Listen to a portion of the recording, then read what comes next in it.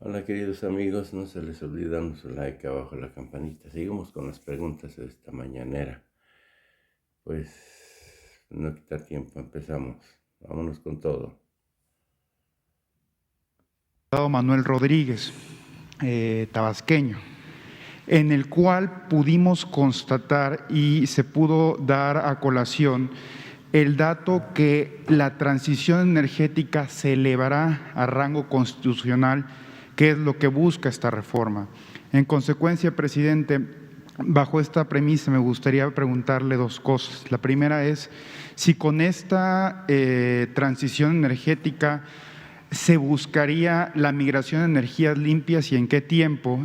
¿Qué sería lo que le contestaría también a los detractores de su gobierno en atención a que esta reforma lo que busca es contaminar y crear plantas con combustibles fósiles, cuando con la reforma se está impulsando una transición energética? Y por su parte, si con la nacionalización del litio que tiene prevista la reforma eléctrica, usted estaría considerando paralelo a lo que en su momento fue el general Lázaro Cárdenas con la expropiación petrolera y el presidente Adolfo López Mateos, si no me equivoco, con la nacionalización de la industria eléctrica. Gracias, presidente. Sí, en primer lugar, la reforma se propone el que tengamos energía eléctrica, que no haya apagones, que se garantice la energía eléctrica a todos los usuarios y la energía eléctrica que se necesita para el desarrollo del país. Segundo, que no aumenten los precios. Tercero, es lograr el que no aumenten los precios, fortaleciendo a la Comisión Federal de Electricidad y haciendo a un lado a las empresas que solo son movidas por el afán de lucro y que hicieron jugosos negocios, actos de corrupción, porque se los permitieron los gobiernos neoliberales, al extremo de que terminaron los funcionarios del más alto nivel en esos gobiernos trabajando como empleados de las empresas extranjeras de la industria eléctrica, como empleados, secretario o secretaria de Energía, el expresidente Calderón, empleados de Iberdrola. ¿Qué más tiene esta propuesta de reforma eléctrica, de reforma constitucional? Contempla el que el litio, que es un mineral estratégico, sea propiedad de la nación, que no pueda entregarse contratos ni concesiones a particulares y mucho menos a extranjeros. El litio, propiedad de la nación. Eso es otro propósito que tiene la reforma. El litio, propiedad de la nación, porque de eso depende el desarrollo futuro. A lo mejor ya no lo vamos a ver nosotros, pero es para las nuevas generaciones, para nuestros hijos y para los que vienen detrás. Y otra cuestión que contempla también la iniciativa que envié de reforma a la Constitución es la transición energética. En efecto, el que se vayan utilizando cada vez más energías limpias, no contaminantes, y que garanticemos esa transición de manera ordenada, pero no como un parapeto para beneficiar a hombres de negocios, para llamarlo amablemente, que realmente son delincuentes de cuello blanco, saqueadores, que engañaron con lo de las energías limpias para hacer negocios sucios.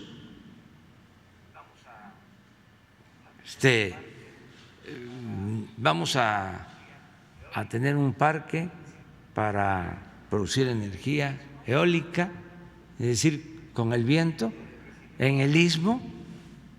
¿Sí? Recibimos subsidios, ¿sí? No pagamos por la transmisión, le ponemos a cada ventilador, a cada torre, el nombre de OXXO, de Bimbo, somos socios y pagamos 3 veces menos que lo que paga una familia por la luz, es decir, una tarifa más baja. Eso fue lo que hicieron y se abandonó, solo para mencionar un caso, a las hidroeléctricas. Se abandonó por completo a las hidroeléctricas. Es más, no se contemplaron como energía limpia. Imagínense eso, que la energía que se produce con agua no es energía limpia. Entonces, la iniciativa que estamos enviando es que se consideren las hidroeléctricas como energía limpia. ¿Y cómo se garantiza la transición hacia las energías limpias? Bueno, pues que tengan posibilidad de generar más energía las hidroeléctricas, y estamos invirtiendo para modernizar 14 hidroeléctricas, cambiando turbinas y equipos para producir el doble de lo que se produce actualmente. Se produce el 9% de la energía con las hidroeléctricas, sin problemas. Es más, sin la modernización, solo despachando esa energía, no prohibiéndole subir la energía de las hidroeléctricas a la Comisión Federal de Electricidad, que es lo que han venido haciendo para favorecer a las empresas particulares, privadas, extranjeras, solo permitiéndoles generar, que no tengan 1 o 2 turbinas solo trabajando, y eso en muy poco tiempo. Hay 4 presas con posibilidad de generar energía eléctrica en Nayarit. Y vayan a hacer una investigación y pregunten cuántas horas turbinan para generar energía. Casi nada. Y lo mismo con las presas del Grijalva. Si tienen Chicoacén 6 turbinas, deben de estar trabajando en estos momentos, deben de estar operando 1 o 2 en todos lados. Entonces, la transición hacia las energías limpias se contempla en la reforma constitucional. Se oponen porque los que mandaban antes pues son los que se benefician pero no el pueblo de México. Nosotros tenemos que garantizar que no aumente el precio de la luz y tenemos que garantizar que el litio sea para beneficio de los mexicanos y tenemos que garantizar también que se produzcan energías limpias y lo podemos lograr con las hidroeléctricas y también con las plantas de generación de energía solar.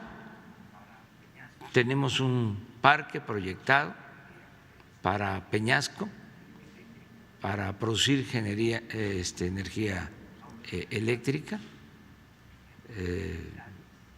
Vamos a tener paneles en 2,000 hectáreas en Peñasco. Es un proyecto con ese propósito y lo podemos hacer y cumplir con los acuerdos internacionales. Además, que se tome en cuenta que estamos extrayendo petróleo solo para garantizar en el mediano plazo el abasto interno de combustible. La política petrolera es no vender petróleo crudo, procesar toda nuestra materia prima, por eso la nueva refinería, por eso la adquisición de la refinería de Shell, por eso estamos modernizando las 6 refinerías que se tienen, por eso estamos construyendo una coquizadora en Tula que se había quedado en el abandono para los 2 millones de barriles que tenemos como límite producir, 2 millones, no más, ¿sí? No se alcancen para convertir ese petróleo crudo, esa materia prima, en gasolinas, en diésel, en turbocina y abastecer el mercado interno y ya no comprar la gasolina en el extranjero. Ese es el plan. Para que tengan una idea, en 2004 la extracción de petróleo fue de 3.400.000 barriles diarios. 3.400.000 barriles diarios. Pero ahí no había ambientalistas. ¿Y saben qué hicieron para sacar esos 3.400.000 barriles diarios? Intervinieron los pozos del yacimiento de Cantarell, le inyectaron nitrógeno, los contaminaron, los exprimieron, precipitaron la declinación del campo de Cantarell, del yacimiento más grande del mundo. Lo agotaron, lo achicaron. 3.400.000 barriles. ¿Cuánto estamos hoy extrayendo nosotros? 1.770.000, la mitad. Entonces, cuando se habla de cambio climático y el papel de México, nosotros estamos actuando de manera responsable y no es porque nos los exijan organismos internacionales, porque también en todo esto hay mucha hipocresía.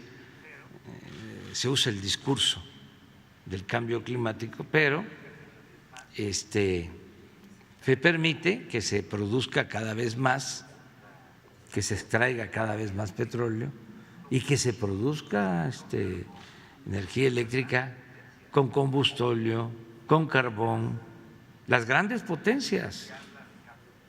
Mientras se habla de cambio climático, hay una palabrita muy usual ahora en el discurso mundial, resiliente, la usan muchísimo. Afortunadamente, poco a poco se va entendiendo lo que vamos llevando a cabo con hechos. Por ejemplo, no hemos dado una autorización para explotación minera a cielo abierto. Una. Revisen cuántas concesiones entregaron los gobiernos neoliberales. En total, 120 millones de hectáreas. El 60% del territorio nacional lo concesionaron. Nosotros no hemos dado una sola concesión. Al contrario, hemos recuperado áreas concesionadas porque no solo les entregaban las concesiones, sino no pagaban impuestos. Entonces podían especular, no invertían. Lo que hemos hablado aquí del petróleo, les dieron 110 contratos para explotar petróleo y no invirtieron. Engañaron de que iba a haber más producción petrolera, que iba a llegar la inversión extranjera. ¿Saben cuánto hemos logrado incrementar la producción petrolera con esos contratos? 20,000 barriles diarios. Y ya los que recibieron las concesiones ya ni siquiera las tienen, ya las vendieron. Una gran especulación. Lo mismo en el caso de las concesiones mineras. Las entregaron a diestra y siniestra, no invierten. Pues imaginen, ¿cuándo van a terminar de explotar 120 millones de hectáreas? El 60% del territorio nacional, pues les dieron concesiones para 1,000 años, para 2,000 años, porque todo era trafique. Hablando de concesiones eléctricas, por ejemplo, les dieron permiso para producir energía eléctrica en la actualidad para el 200% de la demanda actual. Si toda esa energía se produce y se sube a las líneas de transmisión, se produce un caos. No tienen capacidad las líneas. Pero entregaron concesiones porque era el negocio. Entonces, a tu pregunta, en efecto, es poner orden en lo eléctrico, que el litio sea de la nación y conducir la transición energética para producir energía con bienes renovables. Precisando nada más la primera pregunta, presidente, en el tema del litio, ¿a usted le gustaría que en 50 o 60 años en los libros de historia de la Secretaría de Educación Pública, en el capítulo del 2018 al 2024, saliera que el presidente Andrés Manuel López Obrador fue la persona o el presidente que defendió el litio para todos los mexicanos, en paralelo a lo que le comentaba del presidente Lázaro Cárdenas? No, mire, yo admiro mucho a los héroes nacionales y son muy grandes, son gigantes. Hidalgo era un gigante, Morelos también, Juárez otro gigante, Madero, un gigante, porque la grandeza de los hombres no se mide de los pies a la cabeza, sino de la cabeza al cielo. El general Cárdenas, otro gigante. Entonces, lo nuestro es menos trascendente. Ellos dieron hasta su vida. Aquí hemos hablado del caso de Hidalgo, el caso de Morelos, lo de Juárez, excepcional, el no rendirse, el no claudicar, el que invadan el país, que esté ocupado todo México. En aquel entonces los fifís, cuando entraron los franceses, los recibieron con aplausos. Bueno, pues ellos fueron a buscarlos, fueron a traer a Maximiliano y Juárez resistiendo a los conservadores de entonces, y la invasión, y su esposa con sus hijos en el extranjero, y se mueren sus hijos y no los puede ver. Grande, grande, grande Juárez. Y Madero, pues, apóstol de la democracia, un santo cívico, partidario de las libertades, de la democracia, el presidente con más vocación democrática que hemos tenido en toda la historia, excepcional. También vilipendiado, atacado por la oligarquía, ahí hasta por el embajador de Estados Unidos, cuyo nombre es preferible olvidar, el peor embajador que ha habido de Estados Unidos en México, injerencista, padeciendo a una pandilla de rufianes, una prensa golpista,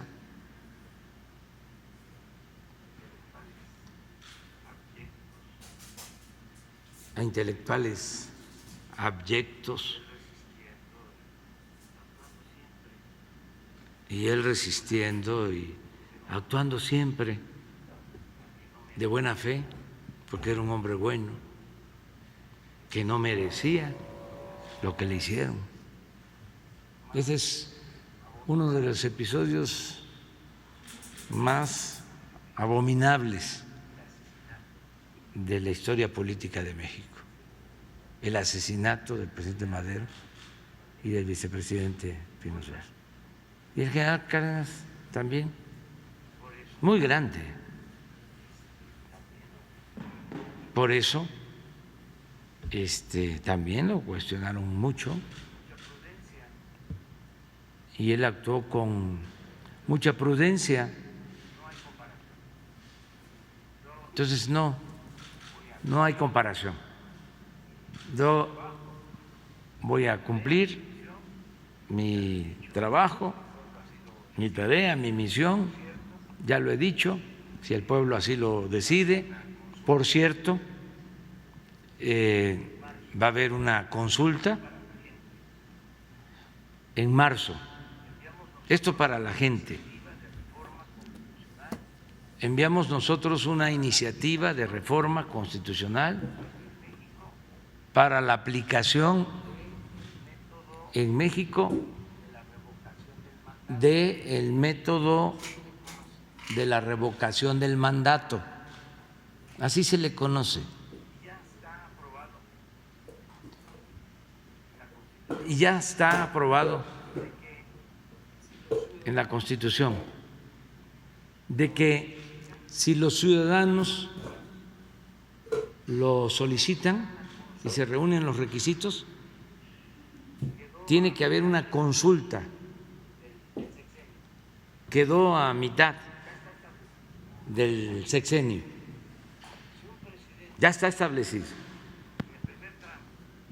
Si un presidente en el primer tramo no lo hace bien, los ciudadanos pueden reunir firmas y solicitar que se haga una consulta para preguntarle a los ciudadanos si el presidente debe continuar o renunciar. Así, nos costó mucho que los conservadores, porque yo creo que todavía no pierden las esperanzas de regresar y no quisieran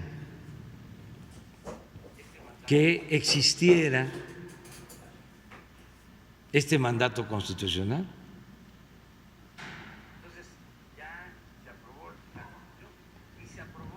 Entonces ya se aprobó la Constitución y se aprobó también la ley reglamentaria para la aplicación de la revocación del mandato. Entonces, a finales de marzo del año próximo se van a instalar mesas para la consulta y se va a entregar una boleta a todos los ciudadanos que participen, que vayan, y ahí se tiene que tachar si se quiere o no que continúe el presidente. Ahí el ciudadano ve la pregunta: ¿quieres que siga? Palabras más, palabras menos, o no. Además, de aquí a marzo se va a conocer bien la pregunta y no va a haber ninguna duda, porque unos van a estar por el sí y otros por el no. ¿Sí o no? Así. No hay tal vez, lo voy a pensar. No hay término medio. ¿Es sí o no? Es muy sencillo. Es muy sencillo. Entonces, ¿qué está sucediendo? ¿Por qué también trato el tema? Porque de manera increíble, hasta surrealista, los conservadores no quieren la consulta. Venían diciendo que querían que yo me fuera. ¿Se acuerdan de un movimiento que se llamaba o se llama Frena? Era para que me fuera. Y decían que iban a participar en la consulta. Luego se agrupan todos los conservadores, los que vimos en la foto, y el plan era: vamos a ganar la mayoría en el Congreso y luego le vamos a ganar en la revocación del mandato. Eso decían. Ahí estaba yo viendo en la foto el que era de la Coparmex, Gustavo de Hoyos, y era lo que declaraba. Pues, ¿qué creen? Ayer fueron a la Suprema Corte a decir que era inconstitucional la consulta, que estaba mal formulada la pregunta.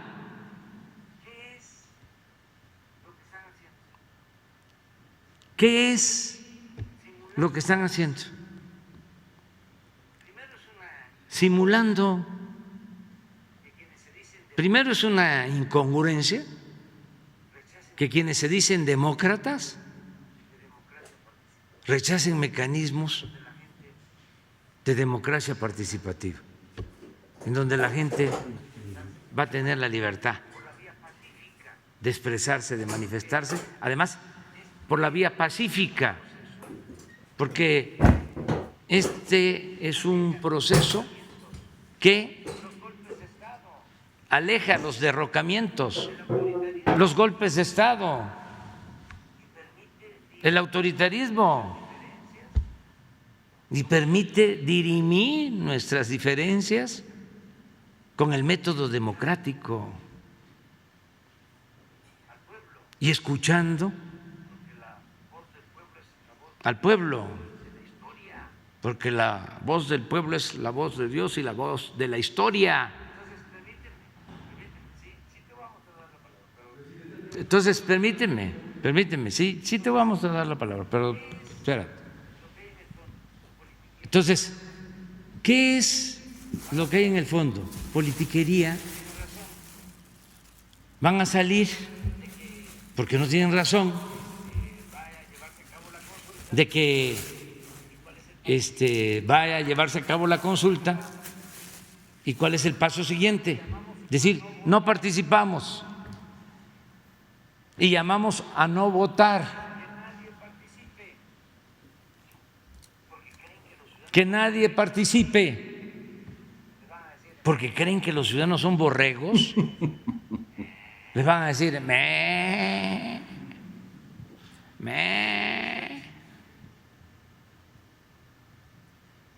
Eso es. Entonces, es importante que se sepa que se van a llevar a cabo estos procesos y que no hace falta estar insultando ahí, que los ciudadanos decidan libremente.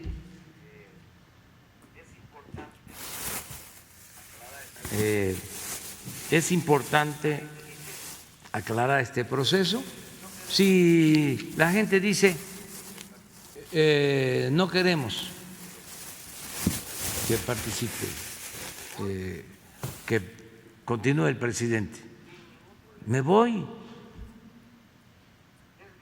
sin ningún problema.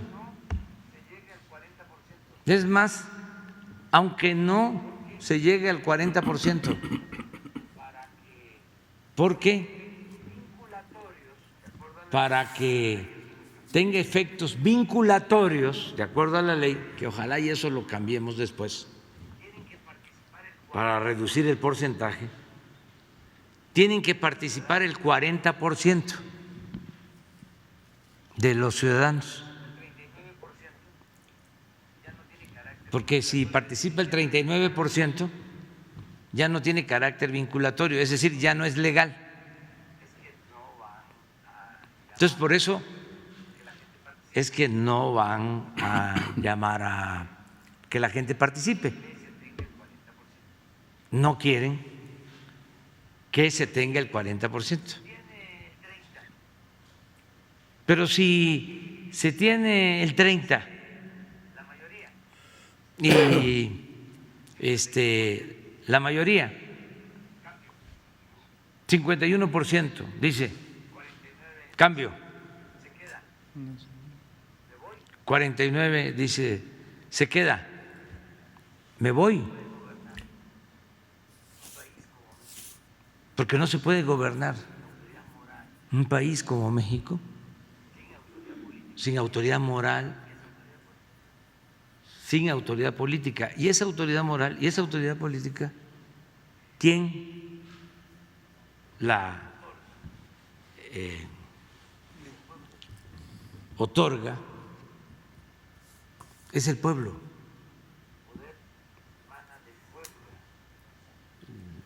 El poder dimana del pueblo. Entonces, vamos a la consulta. Yo creo que todavía puedo hablar de eso, ¿no? Porque después me lo van a impedir. Entonces vamos a aprovechar para dar toda la información, porque luego no informan los del INE y los medios tampoco. Entonces, va a haber esta consulta y todos a participar, aun cuando no quieran que yo continúe, pero hay que participar. Es el método democrático lo que está de por medio. Entonces, pedirles a todos que participen y aquí vamos a ir pues dando a conocer, hasta donde lo permite el INE, cuáles son las marrullerías del bloque conservador. Presidente, si me permite, con base en lo que comenta, en esta semana publicamos en la columna Arreando el Elefante, que se publica en todos los medios del Grupo Cantón, que esta iniciativa impulsada por la senadora Mónica Fernández Balboa ya ha sido aprobada por el Congreso, etcétera. Sin embargo, el INE no ha querido aplicarlo o ha tenido ciertas aristas en la aplicación de la revocación de mandato. ¿Por qué? Porque el INE solo tiene planeado que esta revocación se lleve a cabo mediante una tipo app de celular, una aplicación de tu celular o votación digital. Y estaba esta premisa o este factor de que no se lleve a cabo de manera física. En consecuencia, presidente, mi segundo planteamiento sería, ¿cuál sería el mensaje que usted le enviaría al INE ante esta falta de cooperación que quiere hacer para que no se lleve a cabo la consulta? Y si el INE no quiere realizar el ejercicio democrático para fortalecer, valga la redundancia, la democracia en el país, ¿cuándo se podría llevar a cabo esta reforma electoral que usted había planteado anteriormente y que hoy, con la llegada del secretario de Gobernación, Adán Augusto, una vez aprobada la reforma eléctrica, se pudiera ya consolidar ante las elecciones venideras que vendrán en los siguientes años? Gracias, presidente. Sí, pues hay que esperar a ver qué resuelve el INE. Tienen ellos que dar facilidades a los ciudadanos, es su deber, para que puedan los ciudadanos participar, acercar las mesas a donde vive la gente, informar, dar a conocer la pregunta, por qué van unos al sí, por qué van unos al no. Es muy sencillo. Si quieres que continúe, marca, creo que sí, ¿no? ¿Sí? Si no quieres, no. Entonces ya los que no quieran que yo continúe es no. No hace falta ni siquiera leer mucho. Es ir. Le van a dar la boleta y va a estar sí, no.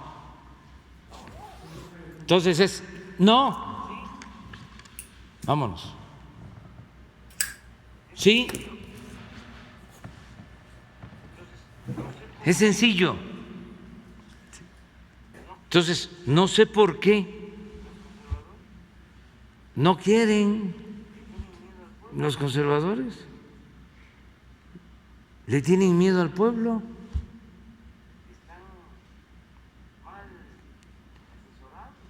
Están mal asesorados. Porque ¿cómo no se va a participar en procesos democráticos?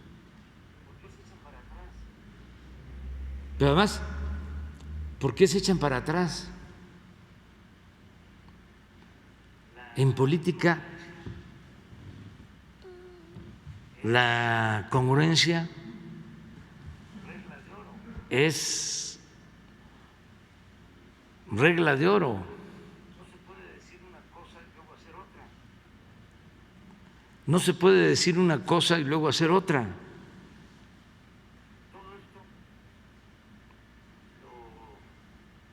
Todo esto lo tiene muy en cuenta la gente. Es que como desprecian al pueblo o lo menosprecian, piensan que la gente no sabe de esto. Ya me voy a tener que ir, pero este hombre, si no le doy la palabra, me va. Sí, a ver, el compañero de atrás. Pero ahorita viene, espera, está bien. Presidente, pues gracias primeramente por darme esta oportunidad. La verdad, pues vengo desde Ciudad Juárez y le agradezco esta oportunidad y no quería perderme esta forma de participar. Primero le quiero comentar que hay un presidente hablando de Gustavo de Hoyos, de los neoliberales, de los gobiernos, de la injusticia. Hay un empresario en Chihuahua, ex candidato a la presidencia nacional de Coparmex,